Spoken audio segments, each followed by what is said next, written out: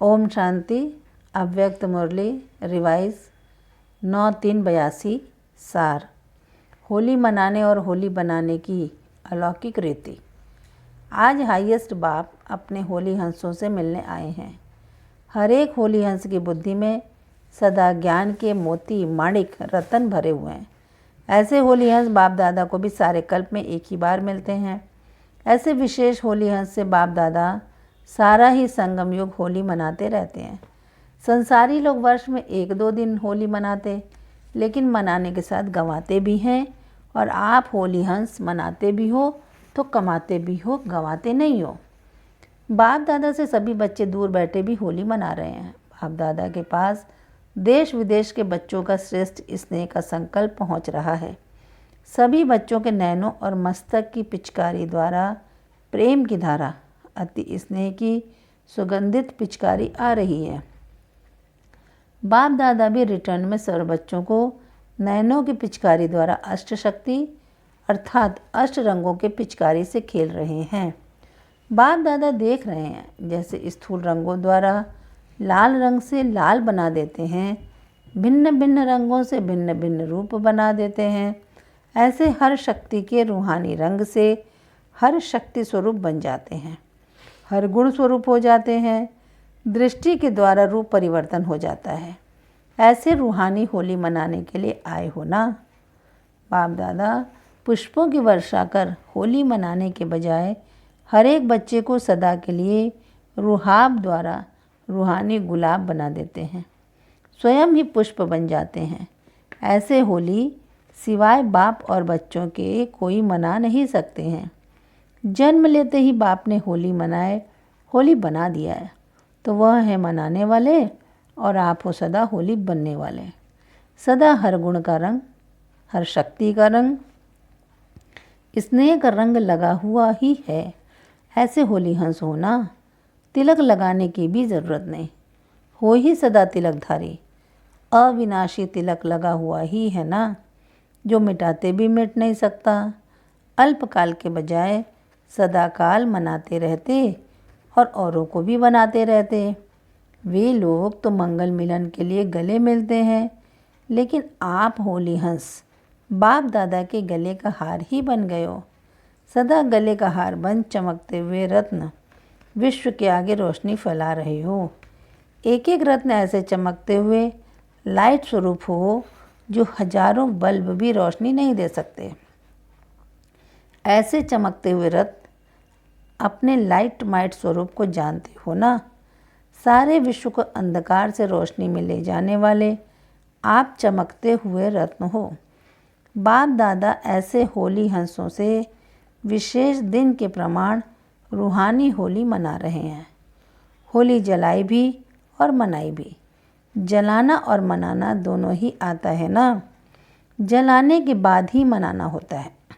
संकल्प की तीली से जो भी कुछ स्वप्रति व सेवा प्रति व्यर्थ संकल्प अर्थात कमजोरी के संकल्प संस्कार हैं, सबको इकट्ठा करके तीली लगा दो।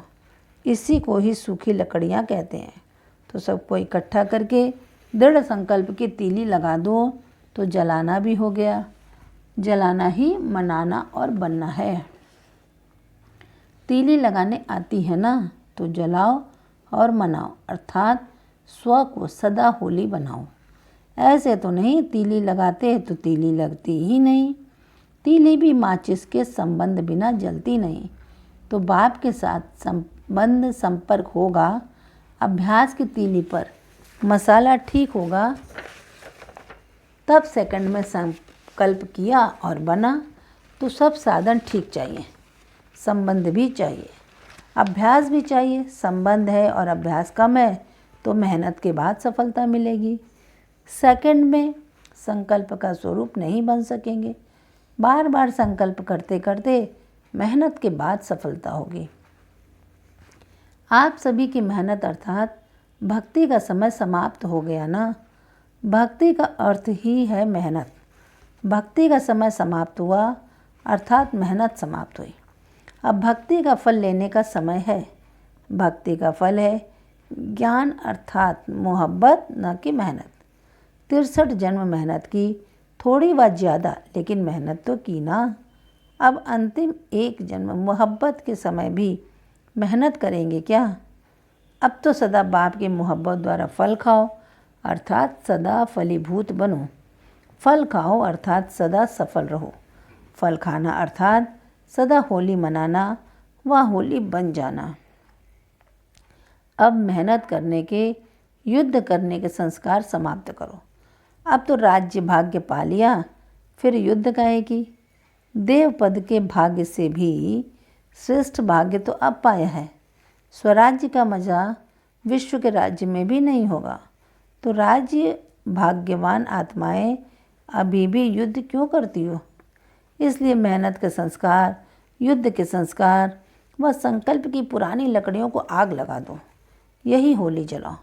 बाप दादा को भी बच्चों के मेहनत के संस्कार देख तरस पड़ता है। अभी तक भी मेहनत करेंगे तो फल कब खाएंगे? इसका मतलब अलबेला नहीं बनना कि मेहनत तो करनी नहीं है। अलबेला नहीं बनना है, लेकिन सदा मोहब्बत में मगन रहना है, लवलीन रहना है। सोचा और हुआ, ऐसे अभ्यासी बनो। मास्टर सर्वशक्तिमान हो तो संकल्प किया और अनुभूति हुई, ऐसे सहज अभ्यासी बनो।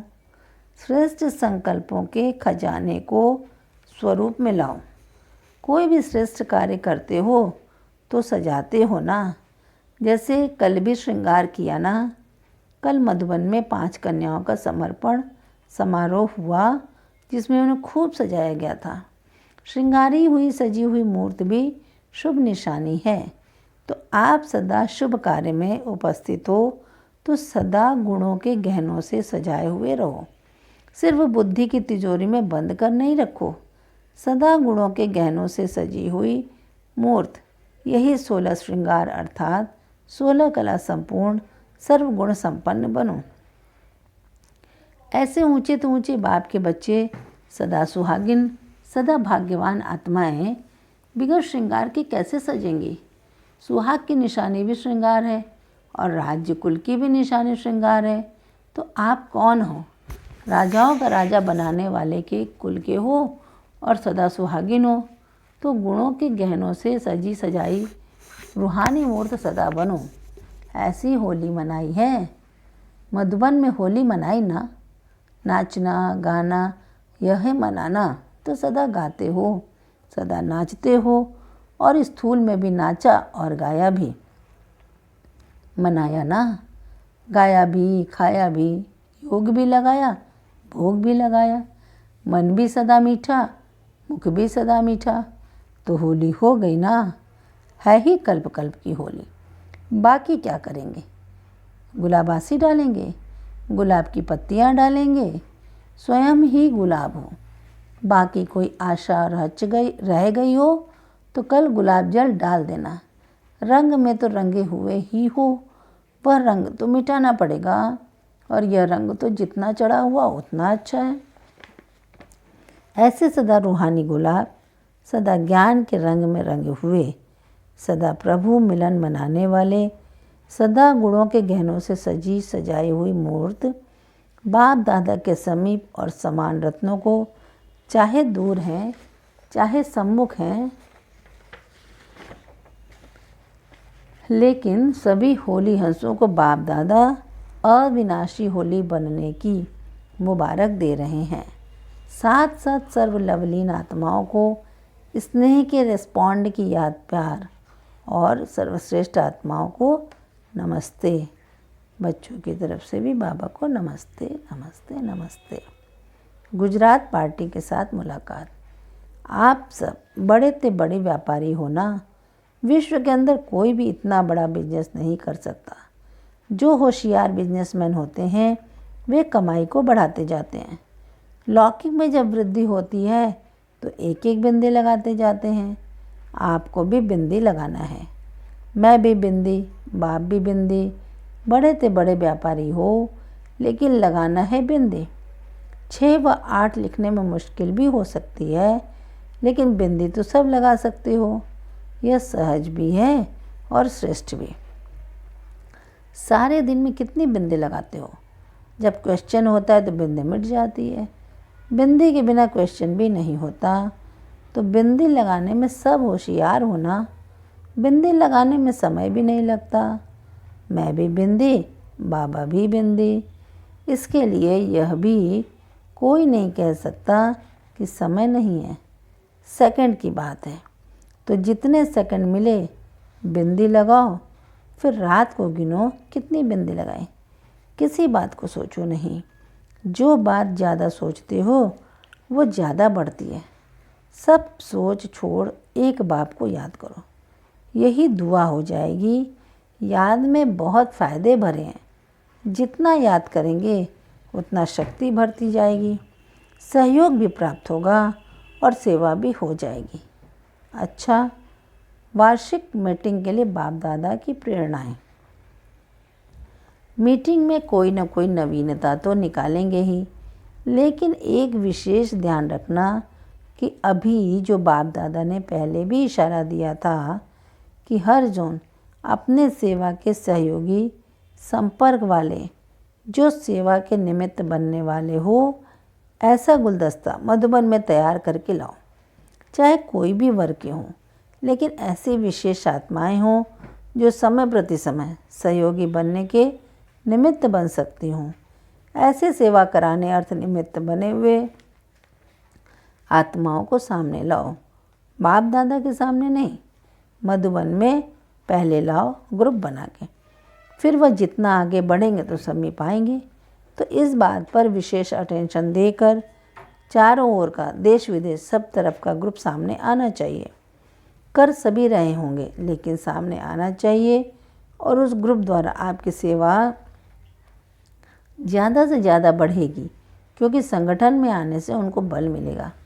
फैमिली मेंबर अनुभव करते जाएंगे और साथ साथ मनसा सेवा के ऊपर विशेष आपस में ग्रुप बनाकर एक तो स्पष्ट करना और दूसरा उस ग्रुप को समय प्रति समय आपस में मिलकर मनसा सेवा के वृत्ति का प्लान बनाना चाहिए, रिजल्ट निकालनी चाहिए, क्योंकि समय प्रमाण, सरकमस्टांस प्रमाण अभी मनसा सेवा की बहुत बहुत आवश्यकता होगी।